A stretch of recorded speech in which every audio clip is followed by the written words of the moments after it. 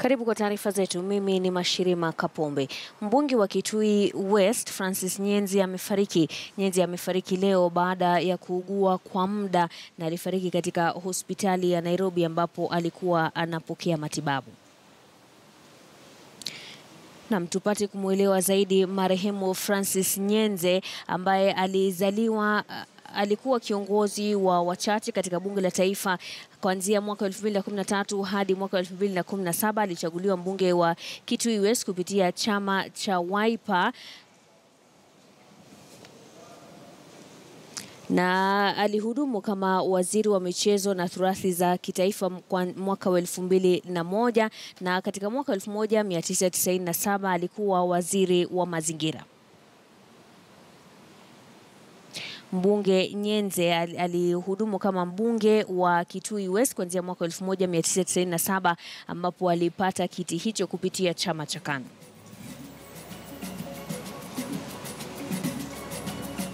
Tukisalia na taarifa hiyo, Francis Nyenzi alikuwa miongoni mwa wabunge ambao waliweka wazi hisia zao kuhusu masuala mbalimbali bungeni. Mbunge huyo kutoka Kitui Magharibi alikuwa mstari wa mbele bungeni kuchangia mijadala. Hizi hapa baadhi ya kauli zake katika bunge lililopita.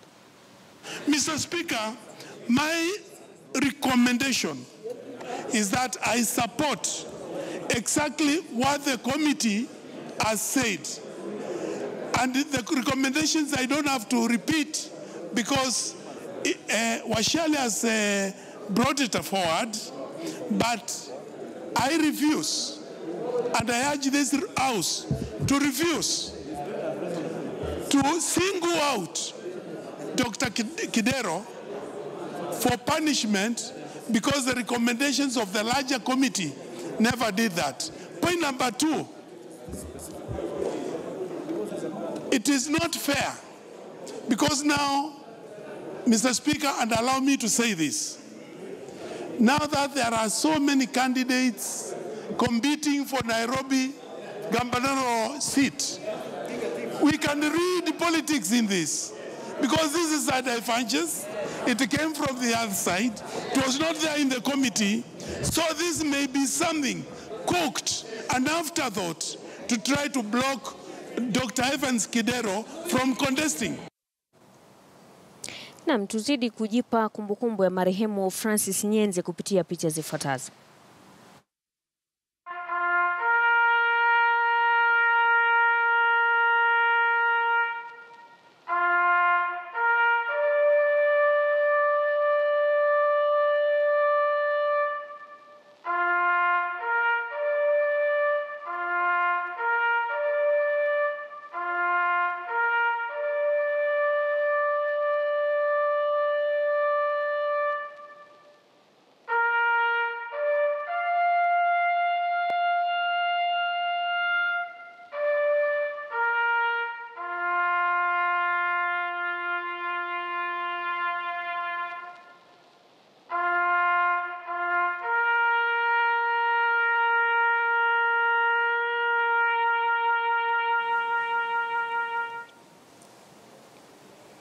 Tukiachana na hayo, Mola ilaze roho yake mahali pema peponi, tuangazie masuala mengine ambapo mkewe naibu wa rais Bi Rachel Ruto alijumuika katika maombi ya kutakasa eneo la Salga ambalo hujulikana kwa matukio ya ajali zinazosababisha kufariki kwa wasafiri katika barabara ya Nakuru Nairobi. Maombi hayo maalum ni ya kutafuta nguvu za Maulana kwenye msimu huu wa Krismasi ambapo Wakenya kadhaa watakuwa wanasafiri kwenye barabara hiyo kuhudhuria sherehe hizo nyumbani. 25. So the word declares, hakuna kama yako, hakuna damu kama yako, hakuna kama wako, hakuna ushindi.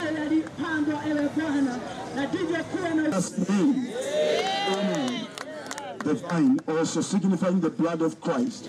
In the name of the Father, and of the Son, and of the Holy Spirit, we uproot, we destroy, we bring out, we stop any accident and any confusion, any bad decision. In the name of the Father, the Son, and the Holy Spirit. About a few months ago, and even in the years that have passed, we have been praying as a nation, and by God's grace, about 9 months ago, we put together a team that we called Tuombeni Kenya.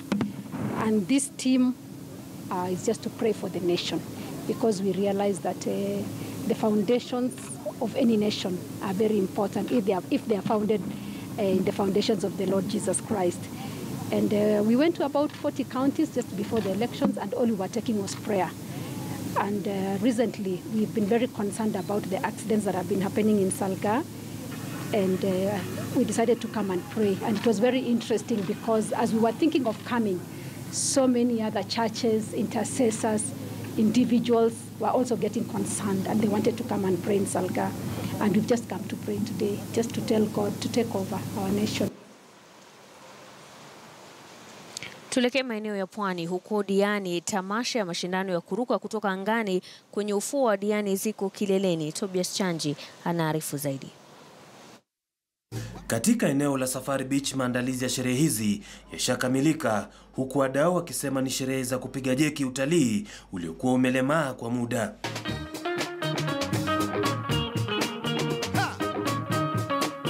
Mashindano ya kuruka angani yamewaleta warukaji 500 kutoka nchi 37 duniani.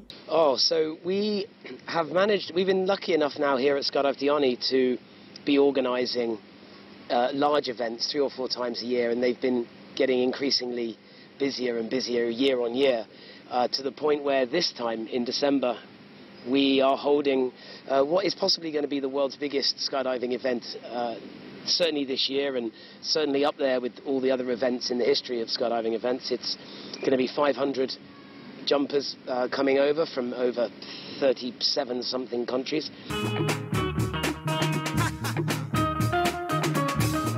Kando na Skydive, kutakuwa vilevile na burudani la muziki, ambapo wasanii watajika wa kimataifa na wahumu nchini watahudhuria. Kulingana na Lincoln, majuma haya matatu yatahudhuriwa zaidi na wasanii kutoka bara Europa na Asia. Skydiving and doing extreme sports by day, and then in the evenings we have a really comprehensive entertainment program running from.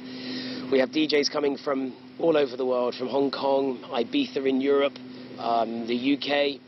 We have then lots of domestic talent from Nairobi and smaller towns within Kenya. Anaongeza kuwa kando na kuongezeka kwa utalii, ajira itapatikana. We're hoping that there's going to be between 25 and 30,000 people passing through this venue in the next 3 weeks, particularly with all of the events that we have on. We have quite a comprehensive entertainment program. I mean, it's a huge boost in tourism. I mean, it's obviously really capitalizing on the recent surge that Kenya has enjoyed in international tourism, but also it's really cementing Ukunda and Diani as a destination. Tobias Chanji, KTN News, Kaunti ya Kwale. Mmiliki wa gari linaloaminika kutumiwa katika wizi wa shilingi milioni 50 katika benki ya KCB tawi la Thika alikamatwa na yuko mikononi mwa polisi tangu siku ya Jumatatu. Shem Karemi anaaminika kuwa mmiliki wa gari hilo aina ya Subaru linalodaiwa kuwa lilitumiwa kusafirisha mchanga uliochimbwa katika mchakato mzima kisha likatumika kusafirisha pesa hizo. Maafisa wa usalama wanasema wamemzuilia Karemi huku wakitafuta ushahidi zaidi wa kuwawezesha kuwasilisha kesi mahakamani.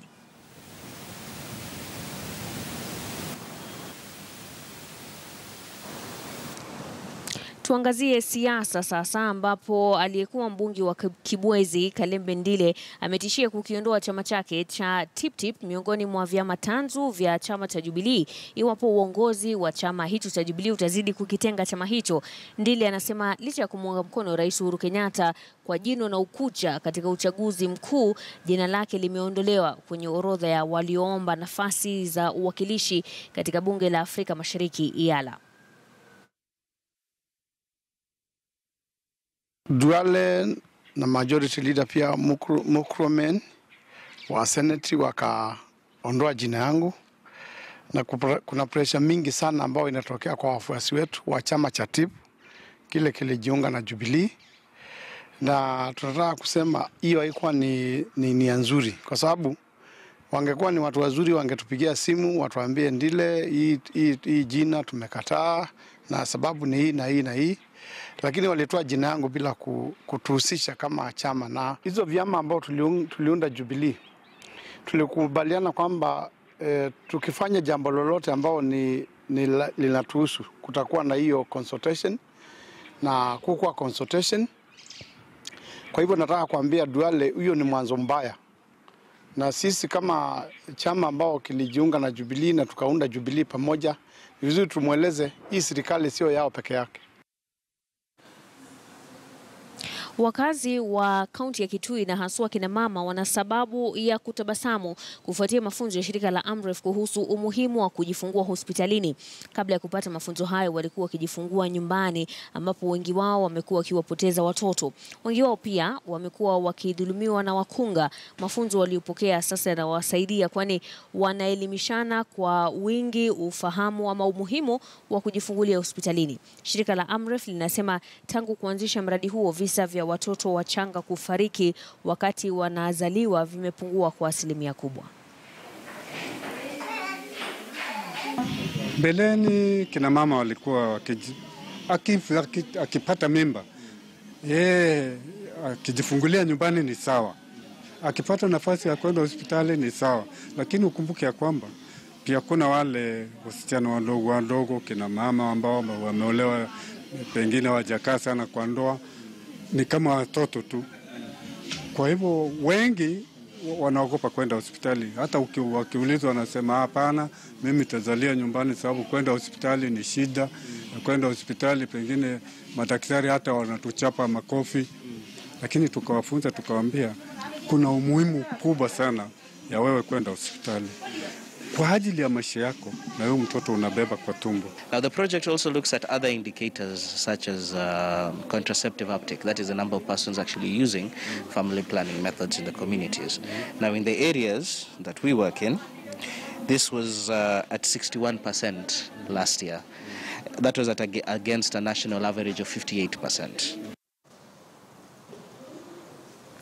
Kwingineko, halmashauri ya usalama barabarani NTSA imezindua kampeni ya kuwafunza adabu kazini wahudumu wa matatu wanapowahudumia wateja wao, hususan wanawake. Mara nyingi vimeripotiwa visa vya kufedheheshwa na kudhulumiwa kwa abiria wa kike wanapotumia usafiri wa magari ya umma humu nchini. Uzinduzi huo wenye kauli mbiu Nganya Safe ni kuwafumua macho wasafiri wanaotumia matatu hizo ili kuripoti au kuchukua hatua mara moja wanapojipata ama wanapofedheheshwa na kudhalilishwa machoni pa makondakta wa matatu, iliyoongozwa na NTSA pale Accra Road.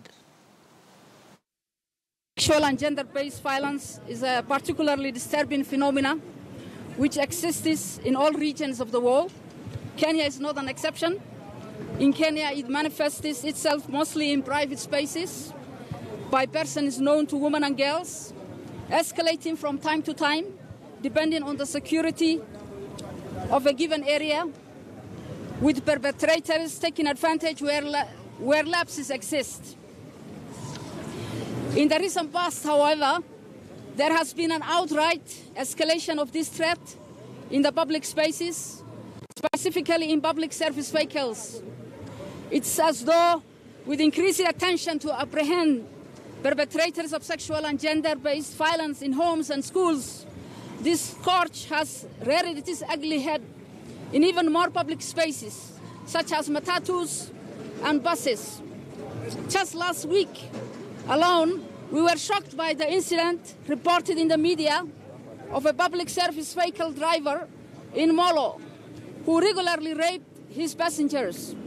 While we welcome the news of the arrest of this despicable driver and further applaud a recent court decision that sentenced a matatu driver, his conductor, and a bus attendant to 25 years each for sexually assaulting their female passenger, more needs to be done.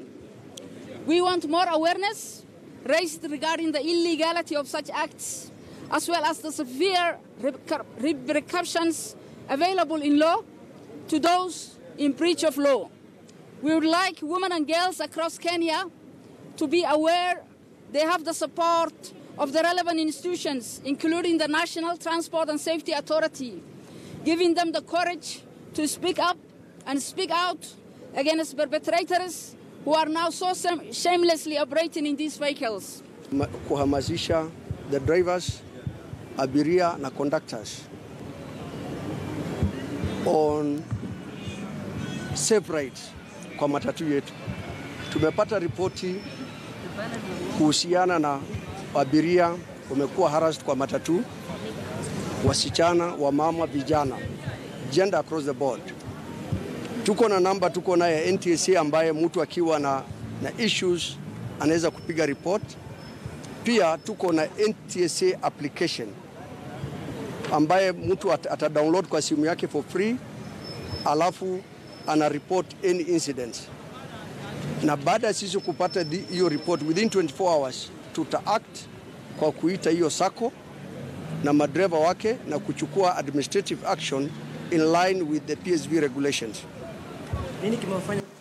Tukisalia hapa Nairobi, Gavana Mike Sonko alihudhuria ufunguzi wa kongamano la kutoa uhamasisho kuhusu serikali za ugatuzi, akisema kwamba uongozi wake ni ule wa kushirikiana na serikali kuu kwa manufaa ya wananchi.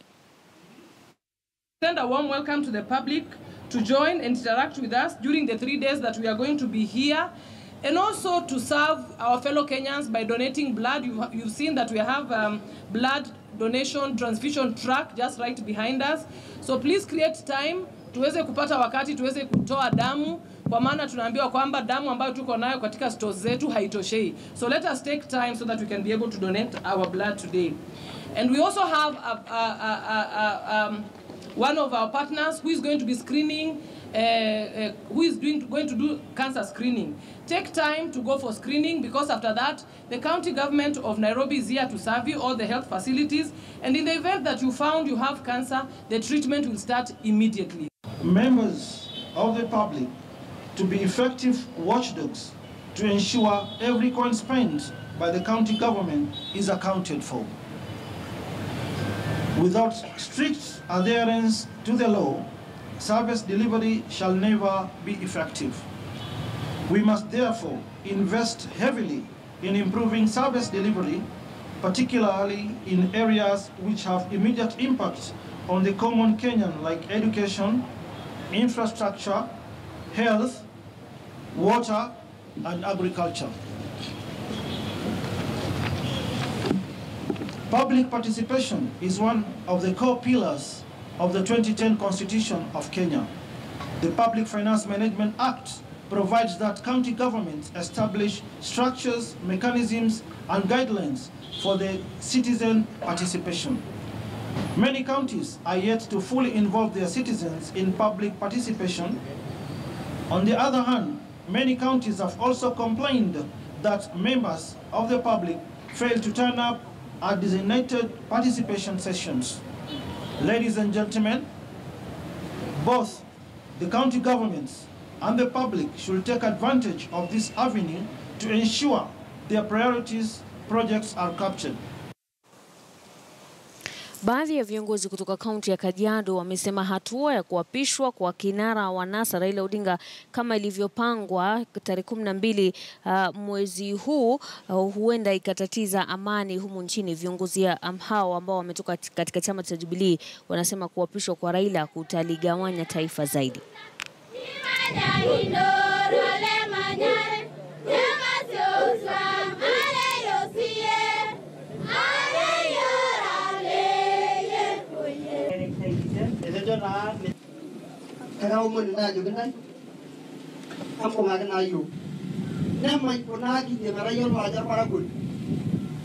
Ni kweli ya kwamba tuko na serikali hivi sasa, na serikali iko chini ya uongozi wa Mheshimiwa Uhuru Kenyatta.